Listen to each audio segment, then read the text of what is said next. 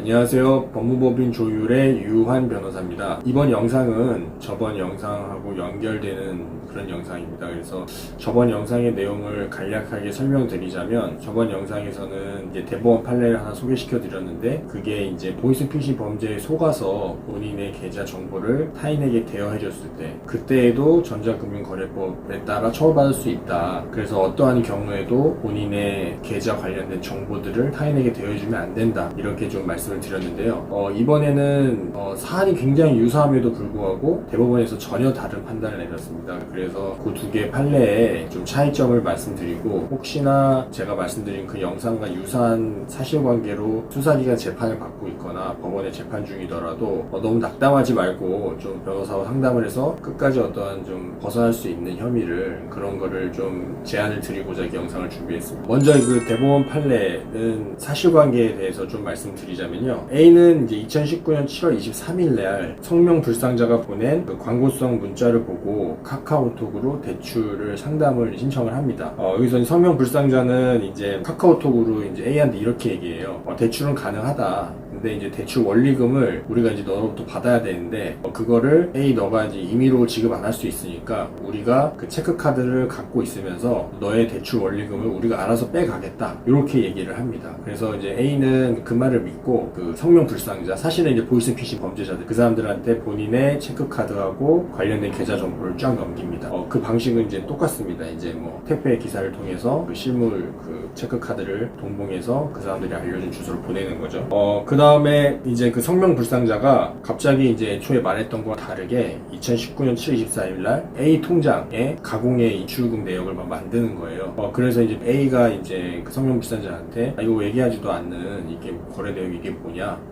그랬더니 그제서야 그 성명 불상자가 이거 우리가 대출 심사를 하기 위해서는 A 너의 그 거래 내역을 좀 만들어 놔야지 대출 심사에 유리하다. 그래서 이게 가공의 거래를 만들게 됐다. 이렇게 얘기합니다. 그래서 이제 A는 뭐 별 대수를 생각하지 않고 이렇게 지나가게 됐는데, 어느 순간 이게 은행에서 또 이제 똑같죠. 이제 거래 정지 문자가 날라오고, A의 계좌가 보이스피싱 범죄에 사용됐다는 계좌라는 이유로 이제 수사기관에서 수사를 받고 문제가 됐던 사안입니다.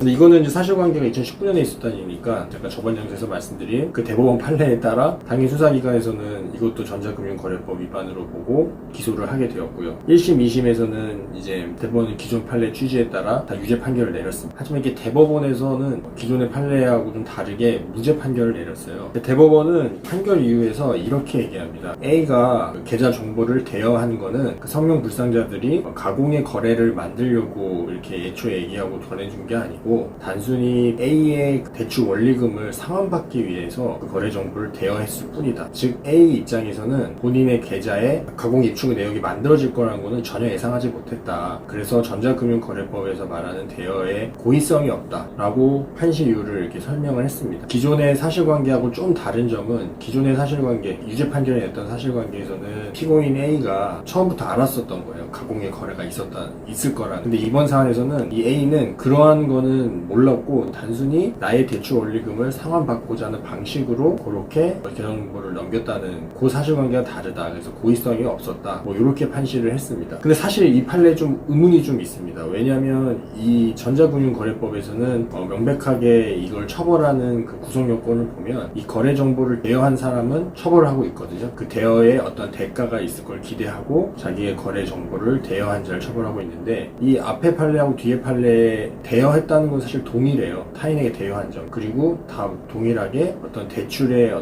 받을 거라는 어떤 자기의 기대 이익에 의해서 거래 정보를 넘겼다는 건 사실 사실관계는 동일하거든요. 다만 다른 거는 대여의 그 인식이 좀 달랐다는 거죠. 처음에는 첫 번째 사례에서 유죄 판결을 받은 것은 가공의 거래가 있을 거라는 걸 예상하고 넘겼고, 두 번째에서는 그런 거 없이 그냥 나의 대출금 상환을 위해서 넘겼다. 이건데 그 두 개의 사실관계가 사실 거의 유사하지만 이렇게 대법원에서는 전혀 다른 판단을 내렸습니다. 그리고 수사기관이나 대법원의 그 하급심인 뭐 1심, 2심도 대법원의 취지에 따라 판단을 했는데요. 따라서 이렇게 좀 법리가 조금 애매하고 좀 어렵습니다. 이 관련돼서. 그래서 만약에 이런 전자금융거래법 위반으로 수사를 받고 있거나, 또 보이스피싱 범죄에 자기는 너무 억울하게 그로부터 어떤 수익도 받은 적도 없는데 이렇게 전자금융거래법 위반으로 재판을 받고 있는 분들은 이게 혐의에서 좀 벗어날 수 있는 여지가 좀 있어요. 왜냐면 이러한 대법원 판례가 나왔기 때문에. 그래서 그 대법원 판례를 비롯한 여러 가지 법률적 쟁점을 좀 판단을 해보시고 수사에 임하셔야 될 것 같습니다. 그래서 오늘은 이제 이런 판례가 있다. 전혀 그 사실관계가 굉장히 비슷하지만 아주 그 미세한 차이 때문에 죄가 있고 없고가 달라지게 된 대표적인 케이스라서 이렇게 준비를 해봤습니다. 네, 오늘도 그 영상 유익하셨으면 좋겠고요. 다음에 더 좋은 영상으로 인사드리도록 하겠습니다. 감사합니다.